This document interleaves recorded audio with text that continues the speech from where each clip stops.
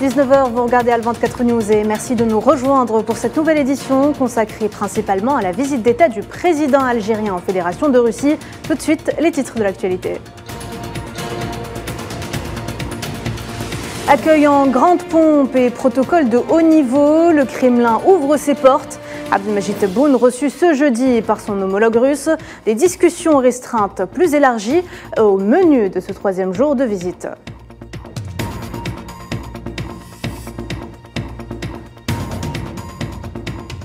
Abdelmajid Tebboune et Vladimir Poutine au cœur d'un sommet Moscou-Alger pour une déclaration de partenariat stratégique approfondi. Plusieurs accords ont été signés entre les deux parties.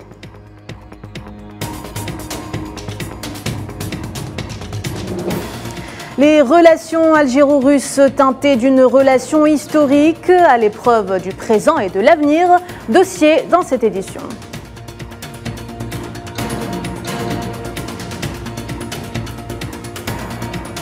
Et puis dans le reste de l'actualité, Pékin réaffirme son attachement à un État palestinien de plein droit selon les frontières de 1967.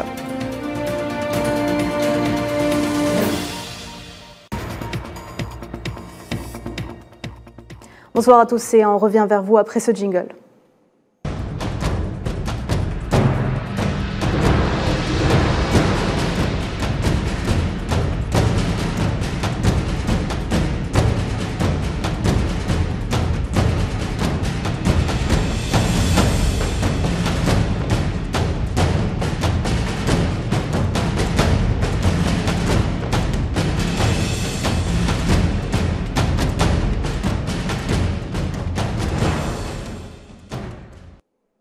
Je vous le disais donc en titre, un accueil solennel a été réservé ce jeudi au Palais du Kremlin à Moscou au président algérien dans le cadre de sa visite d'État officielle de 3 jours en Fédération de Russie. On le voit sur les images, après s'être salué, Abdelmajid Tebboune et son homologue russe Vladimir Poutine ont écouté les hymnes nationaux des deux pays.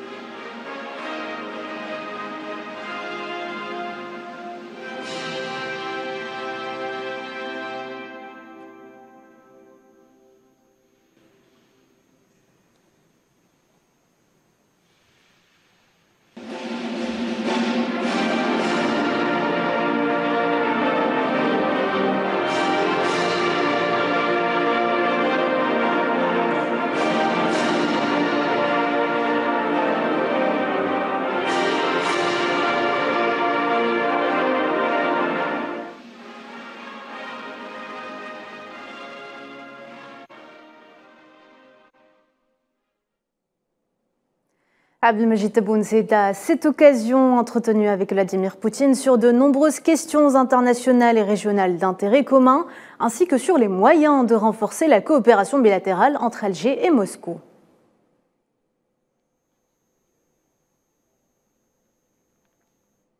Le chef de l'État algérien a d'ailleurs mis en avant les relations historiques que partagent les deux pays, soulignant que sa visite permettra d'approfondir la concertation bilatérale sur de nombreux dossiers.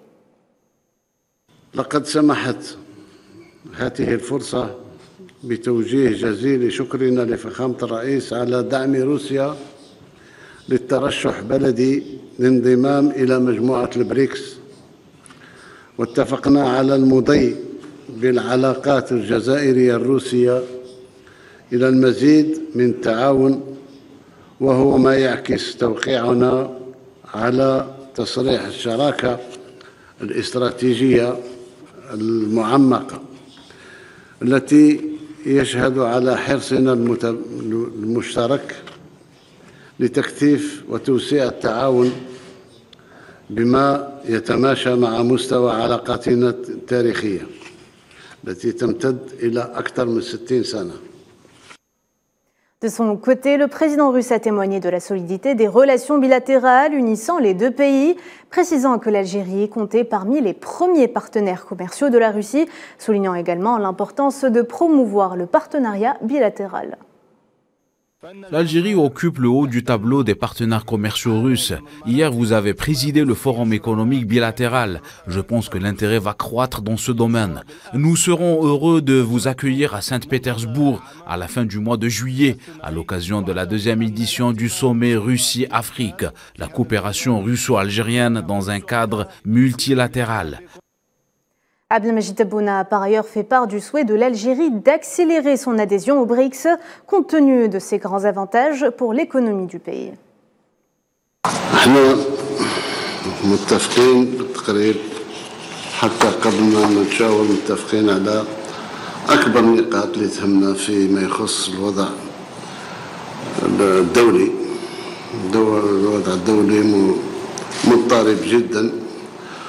ولذا نريد التعجيل في دخولنا في منظمة البريكس حتى ندخل في تنظيم آخر غير الدولار وغير الأورو وغير أولا وهذا فيه فائدة كبيرة لاقتصادنا. Vladimir Poutine est revenu sur la coopération bilatérale entre les deux pays au sein des instances internationales, à l'image des Nations Unies. Je salue la coopération dans le cadre de l'OPEP et du GECF qui permet de stabiliser le marché des hydrocarbures. À noter aussi l'interaction efficiente au sein des différentes instances internationales, y compris aux Nations Unies. L'année prochaine connaîtra l'élection de l'Algérie en tant que membre non permanent au Conseil de sécurité de l'ONU et nous ambitionnons de promouvoir la coopération dans ce cadre. Et après avoir réaffirmé les fermes positions de l'Algérie quant à la nécessité de faire prévaloir les solutions pacifiques aux crises en Libye et au Mali, Abdelmajid Tebboune a soutenu que l'Algérie et la Russie partageaient la même vision concernant le dossier libyen. Il a également fait part de la conviction de l'Algérie que le règlement de la crise au Mali ne se fait pas par la force, mais à travers l'accord d'Alger pour la paix et la réconciliation. On écoute. القضايا جيوسياسية احنا بالطبع متفقين مع بعض في ملف الليبي. نظرتنا واحدة هو أن ليبيا صديقة لروسيا وصديقة للجزائر، شقيقة الجزائر. نتمنى الأمن والاستقرار في دولة ليبيا الشقيقة. كذلك بالنسبة لدول الساحل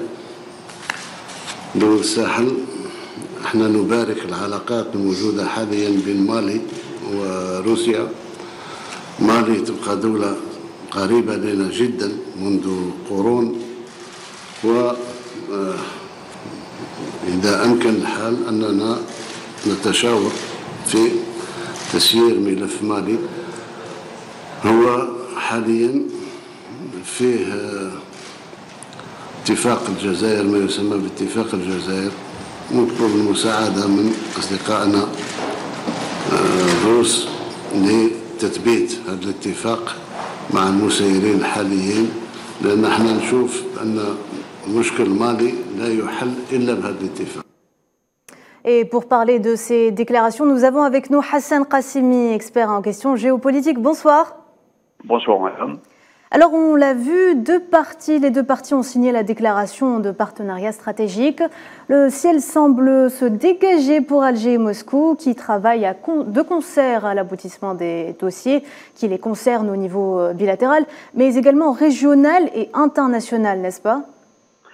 Oui, d'abord, le président algérien Abdelmajid Tebboune et le président russe Poutine, vous l'avez vu, ont signé un partenariat stratégique approfondi. Alors, il faudrait absolument expliquer un peu à ceux qui nous écoutent ce que cela veut dire.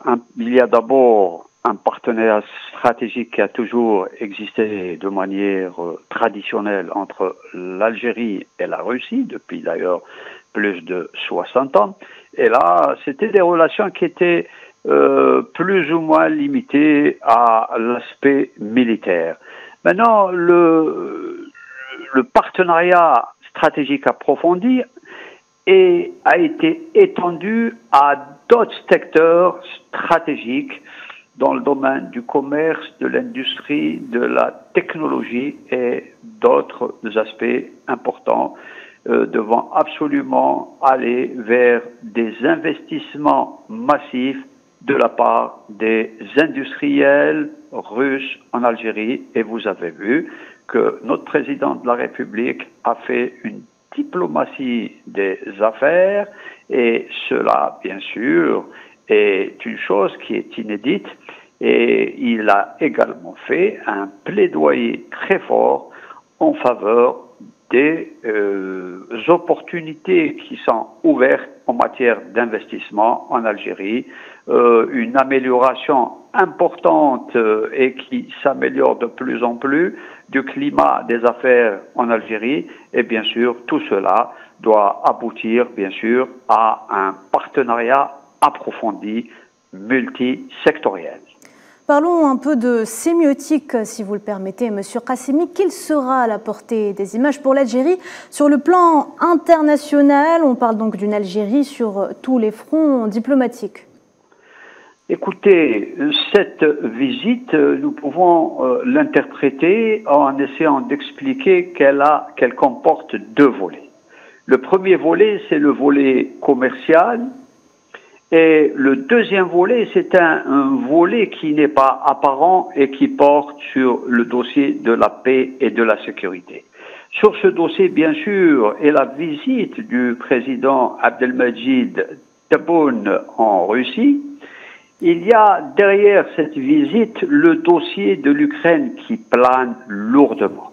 Et là, vous devez savoir qu'en Ukraine, c'est une guerre qui est interminable et qui est en train d'enfoncer malheureusement l'économie mondiale dans des crises insoutenables.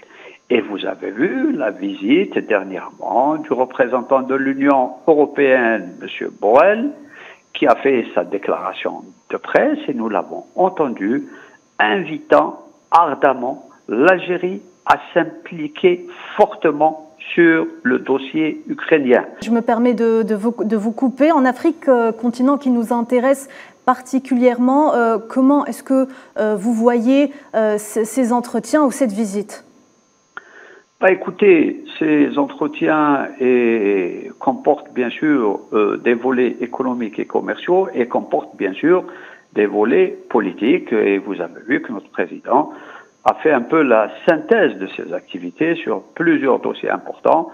Bien sûr que la partie russe a soutenu fortement la candidature de l'Algérie comme membre au Conseil de sécurité non permanent. Et cela doit permettre à l'Algérie d'agir et d'influer fortement sur le continent africain, d'abord pour avoir 2 postes permanents au sein du Conseil de sécurité et 3 postes non permanents, et aussi, bien sûr, sur des dossiers que vous connaissez tous, c'est le dossier du Sahara occidental. Il y a un soutien très fort de la partie russe. Sur le dossier palestinien également, il y a un soutien très fort de la partie russe. Et ce que vous devez savoir aussi, je reviendrai au dossier de la paix, c'est que l'Algérie a réussi ce que d'autres pays n'ont pas pu réaliser. L'Algérie a réussi à construire un consensus sur le dossier de la paix en Ukraine. Et ce qui fait que notre pays, maintenant, doit passer à une autre phase plus importante, où elle doit mobiliser tous ses fins limiers pour pouvoir un peu mettre en place tous les mécanismes de la paix, de la négociation et d'un arrêt immédiat des combats en Ukraine. Et ce seront là des défis que l'Algérie va prendre en charge. Et certains, bien sûr, vous l'avez entendu, vous l'avez vu, ont parié à ce que cette réunion ne soit pas couronnée par un grand succès. Et vous avez vu, les résultats de cette réunion ont été positifs dans leur totalité. Et en plus, vous avez vu aussi l'accueil triomphal qui a été et chaleureux qui a été réservé à notre président de la République. Très bien, Hassan Qassimi, merci d'avoir répondu à nos questions. Je rappelle que vous êtes expert en questions géopolitiques. C'est moi qui vous remercie. Cet ensemble d'entretiens a permis aux deux parties de signer la déclaration de partenariat stratégique approfondi entre l'Algérie et la Fédération de Russie, une cérémonie qui s'est déroulée au Palais du Kremlin.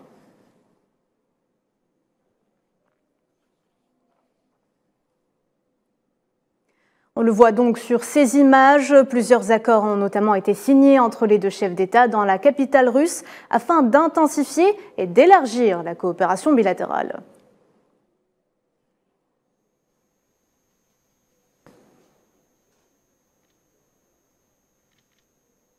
À l'issue de cette cérémonie de signature, les deux chefs d'État ont tenu une déclaration qui a sanctionné les travaux du sommet. Le président Tebboune s'est d'abord félicité de la convergence des vues algéro-russes sur l'ensemble des dossiers bilatéraux. لقد كانت المحادثات مع فخامة الرئيس فلاديمير بوتين خلال الظهيرة مثمرة صريحة وصادقة عكست مستوى العلاقات السياسية المتميزة وأكدت إرادتنا المشتركة لمواصلة التشاور السياسي التقليدي بين البلدين. وأفتح قوس لأقول أننا متفقين مع كل ما جاء به فخامة الرئيس فلاديمير بوتين من خلال تدخله. Abdelmajid Tebboune a extrapolé son raisonnement au dossier et questions internationales qui concernent les deux pays, le Sahara occidental et la Palestine. لقد تطرقنا بطبيعة الحال كأصدقاء لعلاقات الثنائية في مختلف الميادين وسبل تعزيزها وتبادلنا وجهات النظر حول القضايا الإقليمية والدولية التي تهم بلدينا. وفي هذا الصدد أسجل ارتياحنا لتوافق الرؤى تجاه الملفات التي تناولناها بالحديث ومنها قضية النزاع في الصحراء الغربية والوضع في منطقة الساحل والقضية الفلسطينية والتطورات التي تشهدها منطقة الشرق الأوسط. De son côté, le président russe est revenu sur la ribambelle d'accords signés par les deux parties et qui traduisent, selon lui, la solidité du partenariat économique algéro-russe. Nous avons signé une série d'accords gouvernementaux importants qui visent à booster la coopération en tous azimuts. Entre autres, je cite la déclaration de coopération stratégique approfondie, qui est un second document très important à travers lequel nous avons identifié les priorités claires de coopération sur le long terme. De manière générale, le programme du président algérien est exhaustif et global. Se joint à nous à présent en direct via Skype, Nazim Assini, enseignant en économie à l'Université Aix-Marseille 1. Bonsoir. Bonsoir. Alors Nazim, on a suivi les différentes déclarations des deux présidents aujourd'hui. Quelles sont selon vous les perspectives économiques en ce qui concerne l'investissement, les banques étrangères, mais également les secteurs nouveaux auxquels l'Algérie s'intéresse, à l'instar des nouvelles technologies, des start-up ou encore de la médecine nucléaire? Écoutez, ce déplacement du président de la République arrive à point puisqu'il va permettre de booster les relations économiques entre l'Algérie et la Russie dans les secteurs névralgiques qui concernent les deux pays, à savoir le secteur du numérique, des nouvelles technologies. On parle aussi d'accords signés en matière de coopération bilatérale en matière industrielle, également en matière agroalimentaire, c'est très important de le rappeler. Et aussi, le but est de rapprocher les deux communautés d'affaires algérienne et la communauté d'affaires russe, qui parfois ont du mal ou du moins ne trouvent pas les ponts et les relais pour pouvoir renforcer davantage leur coopération et les échanges. Donc cette visite tombe à point nommé. D'ailleurs, il n'y a qu'à voir la délégation qui a accompagné le président de la République. Donc on cite à peu près une centaine de chefs d'entreprise, ce qui est quand même une délégation assez forte. Et en matière de représentativité, j'allais dire économique du pays. Et surtout, cela va créer de véritables ponts entre nos deux pays, sachant qu'ils partagent la même vision, les mêmes défis, les mêmes enjeux en matière économique. Donc, on le sait, Nazim Sini, Abdelmajid Tebboune a aujourd'hui appelé les investisseurs russes, les hommes d'affaires russes à investir en Algérie. Quelle est votre lecture de cet appel ? Écoutez, du moins, cet appel est tout simplement naturel, puisque nous avons des relations politiques et diplomatiques qui sont excellentes, j'allais dire presque, voire même fraternelles, et il est tout à fait naturel de se dire que les relations économiques doivent suivre ces relations politiques très fortes. Donc cet appel à la communauté d'affaires russe tombe à point nommé, puisque l'Algérie tente de diversifier ses partenaires à l'international. Elle veut aussi attirer un maximum d'IDE pour permettre d'industrialiser le pays et surtout de le faire progresser en matière économique, en matière de croissance aussi. Et nous avons la Russie qui est un très grand pays, qui jouit d'une très bonne assise industrielle, d'un savoir-faire, notamment en matière de production de produits manufacturés. Et je pense que l'Algérie est une destination, opportune pour les hommes d'affaires russes qui, eux, lorgnent un marché beaucoup, un marché beaucoup plus important, qui est le continent africain. Donc l'Algérie peut être pour eux une sorte de plaque tournante et de point d'entrée vers l'Afrique, sachant que nous avons aussi également une assise industrielle très importante. Donc je pense que cet appel-là va trouver écho auprès des chefs d'entreprise russes. Et vous allez voir, on va observer d'ici les prochaines semaines ou les prochains mois un doublement, voire un triplement des investissements russes en Algérie. Merci Nazim Sini d'avoir répondu à nos questions. Je rappelle que vous êtes enseignant en économie à l'Université Aix-Marseille 1. Plus tôt ce jeudi, Abdelmajid Tebboune a déposé une gerbe de fleurs devant la stèle commémorative du soldat inconnu au centre de Moscou. La garde d'honneur russe a rendu les honneurs au président Tebboune avant d'écouter les hymnes nationaux des deux pays. Je vous le disais en titre, les relations russo-algériennes sont teintées d'une dimension historique dont les bases remontent au XIXe siècle, des relations renforcées au fil du temps et ouvertes sur l'avenir. Safwan Ben Sabré.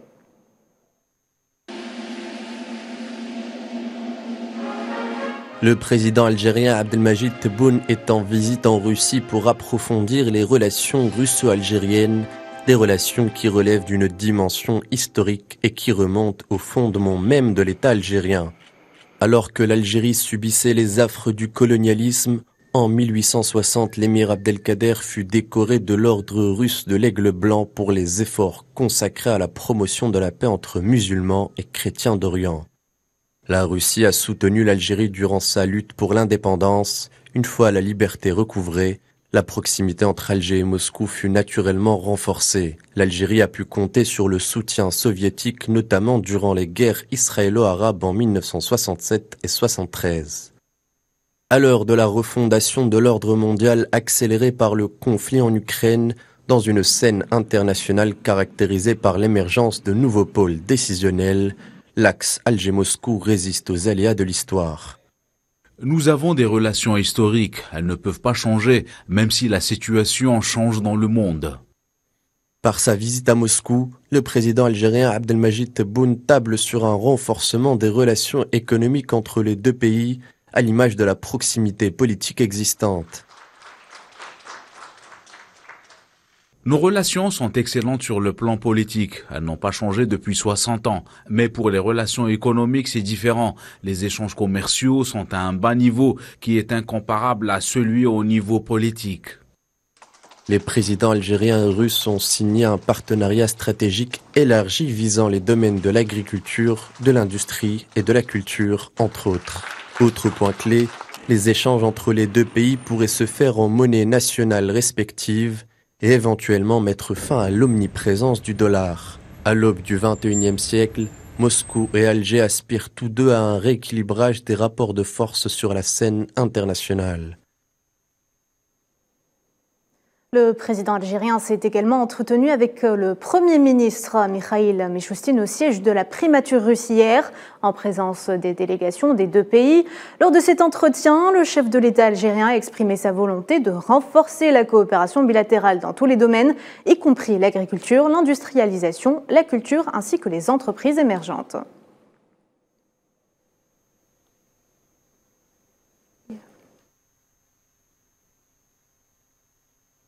Et avant la rencontre d'aujourd'hui avec le président russe, Abdelmajid Tebboune s'est entretenu à Moscou hier avec le président de la Douma, Vyacheslav Volodine, et la présidente du Conseil de la Fédération de Russie, Valentina Matvienko. Des entretiens qui ont eu lieu au siège du Conseil, Amin Tota.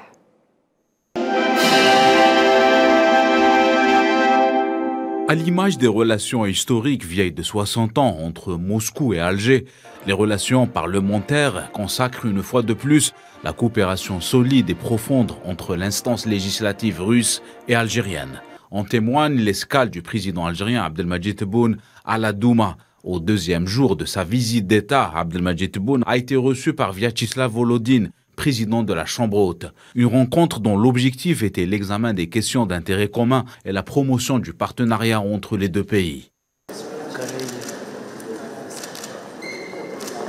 S'en est suivi une rencontre entre le président Tebboune et la numéro 1 du Conseil de la Fédération de Russie, Valentina Matvienko. Les entretiens ont permis de passer en revue les relations entre les deux parties et les perspectives de partenariat en présence des délégations des deux pays. La présidente du Conseil de la Fédération de Russie avait effectué un déplacement officiel en Algérie en mars dernier.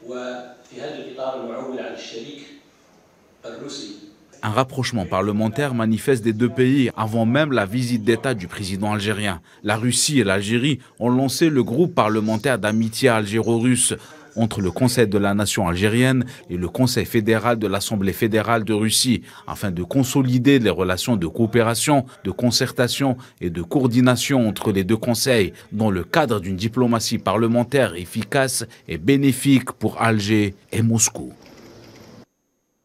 Abdelmajid Tebboune a d'ailleurs présidé les travaux du Forum économique algéro-russe dans le siège de sa visite d'État.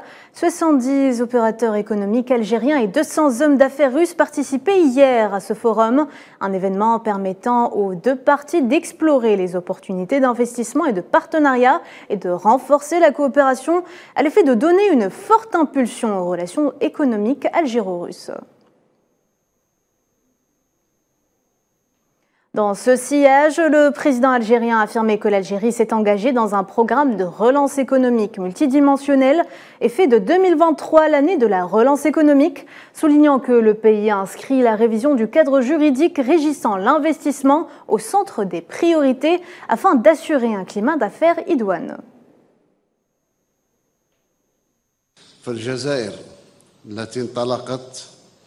في برنامج إنعاش اقتصادي متعدد الأبعاد وجعلت من السنة 2022-2023 سنة الإنعاش الاقتصادي. أدرجت في أولويات مراجعة المنظومة القانونية المؤطرة للاستثمار بغية توفير بيئة أعمال ملائمة، حيث تم إصدار القانون الجديد للاستثمار وتبسيط الإجراءات لتشجيع الاستثمار وتسريع مفهوم المقاولاتية وإنشاء المؤسسات الصغيرة والناشئة وتكريس التوجه نحو التحول التكنولوجي والرقمنة والاقتصاد المعرفة. Toujours dans le cadre de cette deuxième journée de visite qui s'est déroulée hier, Abdelmajid Tebboune a inauguré une stèle commémorative du fondateur de l'État algérien moderne, l'émir Abdelkader. La cérémonie s'est déroulée en présence du ministre russe de l'Agriculture, Dimitri Patrouchev, et du ministre du gouvernement de Moscou, Sergueï Cheriomin. Cette stèle représente la première du genre érigée dans la ville de Moscou à la mémoire d'un dirigeant musulman et arabe, en reconnaissance de ses contributions et de son rôle dans la diffusion des valeurs universelles de tolérance, de dialogue des civilisations et des principes de l'humanité.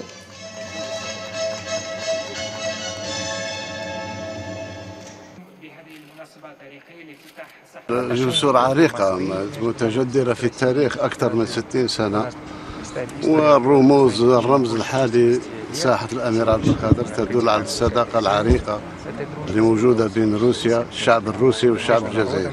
احنا فخورين جدا أن يتواجد أمير عبد القادر في أجمل ساحة في روسيا وفي موسكو عاصمة التاريخ. شكرا لكل أصدقائنا الروس.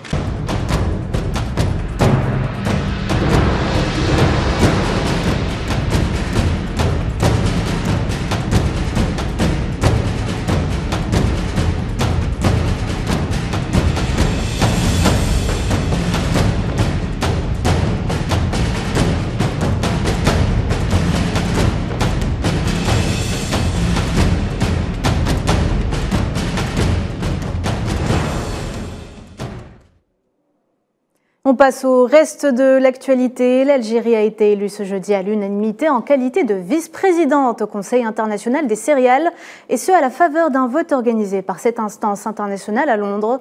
La présidence est assurée par les États-Unis qui la remettront à l'Algérie une fois le mandat arrivé à son terme. Cette élection reflète une fois encore la confiance placée par les pays membres en l'Algérie à l'égard de son engagement à garantir la stabilité et l'efficacité des marchés mondiaux. Énergie, la société Sonatrach et ses partenaires, l'indonésien Pertamina et l'espagnol Repsol, ont signé ce jeudi à Alger un contrat d'hydrocarbures sur le périmètre contractuel de Menzelnejmat, sous l'égide de la loi 1913 régissant les activités hydrocarbures. Le programme des travaux comprend notamment la construction d'une unité d'extraction des GPL forage de 12 puits d'huile et un puits d'injection de l'eau et le raccordement des nouveaux puits de développement. On écoute. هذا العقد من خلاله الثلاث شركاء. À travers ce contrat, les trois partenaires vont investir près de 800 millions de dollars en vue de produire 150 millions de barils de pétrole. Ces investissements concernent d'abord une unité d'extraction de GPL, le forage d'une série de puits et le raccordement au centre de traitement du pétrole, ainsi que la rénovation des infrastructures existantes et d'autres projets.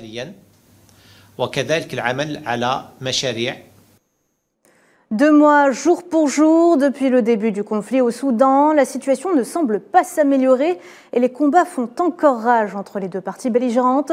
Khartoum, la capitale, l'ensemble du Darfour ainsi que la ville de Djenania sont les théâtres de ce bras de fer violent. En parallèle, la situation humanitaire s'enlise et la médiation internationale est aux abois. Tenina Makassi.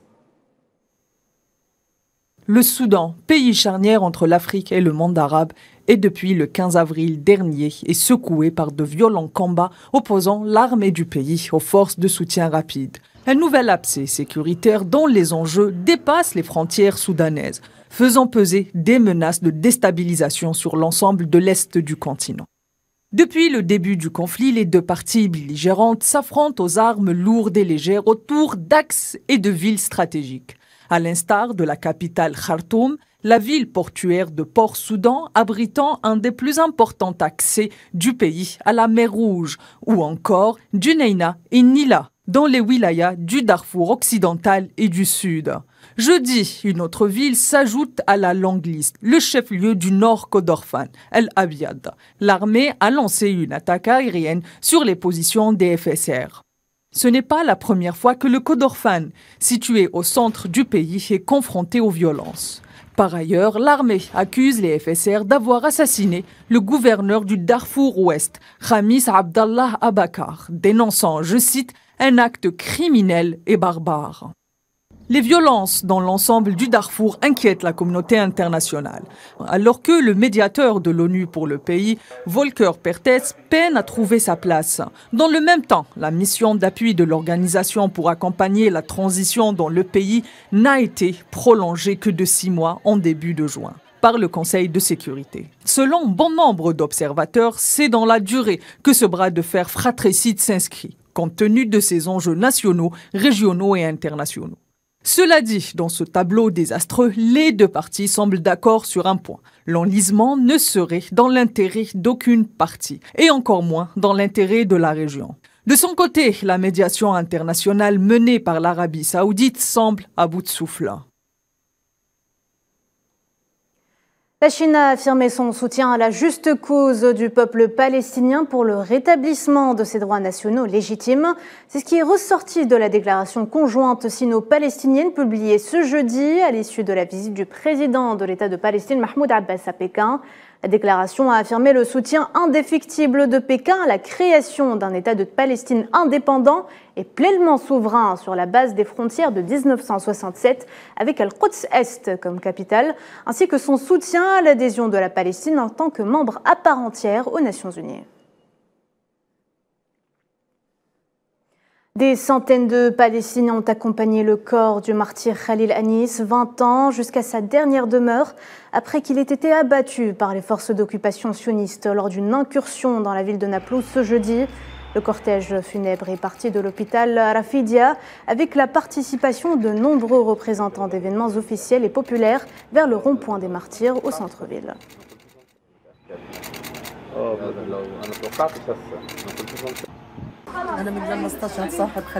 J'ai perdu mon fils quand son ami est tombé en martyr. Depuis ce jour-là, il erre. Et depuis ce jour-là, je suis tombée malade. Depuis ce jour-là, j'ai l'impression qu'il tombe en martyr tous les jours. Dieu merci, il l'a voulu, il l'a obtenu. Dieu merci. Au Liban, c'est pour la 12e fois que le Parlement échoue à élire un président. Aucun des deux candidats en lice, un ancien ministre et son adversaire, un économiste, n'a obtenu le nombre suffisant de voix. Imen Merad. Le pays du Cèdre, embourbé depuis plusieurs années dans une crise financière, économique et sociale sans précédent, peine à sortir de ce gouffre. Le Parlement libanais a failli à sa mission ce mercredi 14 juin pour la 12e fois à élire un nouveau président. Départagé Sleiman Frangier, candidat du Hezbollah, et Djihad Azour, ancien ministre des Finances, candidat des Maronites et des chrétiens en général, qui convoitent de contrecarrer le Hezbollah, ne semble pas chose facile en raison du bras de fer engagé entre les deux camps. Les partisans du Djihad Azour imputent la responsabilité dans ce 12e échec au clan du Hezbollah. Cependant, les deux candidats en lice ont remercié leurs partisans d'avoir voté pour eux, espérant une issue favorable à la prochaine étape. Je tiens à exprimer ma gratitude envers tous les députés qui m'ont fait confiance et qui ont voté pour moi au premier tour. J'espère que les prochaines démarches politiques favoriseront une convergence des points de vue pour sortir le Liban de la crise. Merci aux députés qui m'ont élu et au président Nabih Berri. Leur confiance est importante. Nous respectons également l'avis des députés qui ne m'ont pas élu. C'est un motif de dialogue constructif avec tous sur lequel nous pouvons bâtir pour la prochaine étape afin de concrétiser l'intérêt national. Dans un contexte divisé au sein du Parlement, le risque d'une vacance prolongée dans le pays se confirme. À l'issue de la séance, le chef du Parlement Nabih Berri a appelé les députés à arrêter de s'accuser mutuellement du prolongement de la vacance du pouvoir, estimant qu'il était nécessaire d'accélérer l'élection d'un président via la compréhension et le dialogue, sans pour autant fixer la date de la prochaine séance.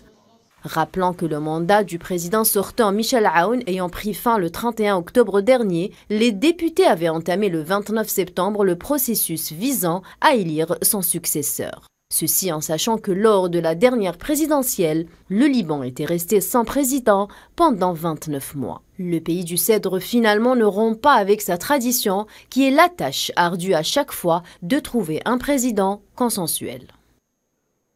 Voilà, c'est la fin de cette édition. Merci de l'avoir suivi. Vous pouvez revoir ce programme sur nos réseaux sociaux en scannant le QR code qui s'affiche en bas de votre écran. L'actualité continue sur Al24 News. Au revoir.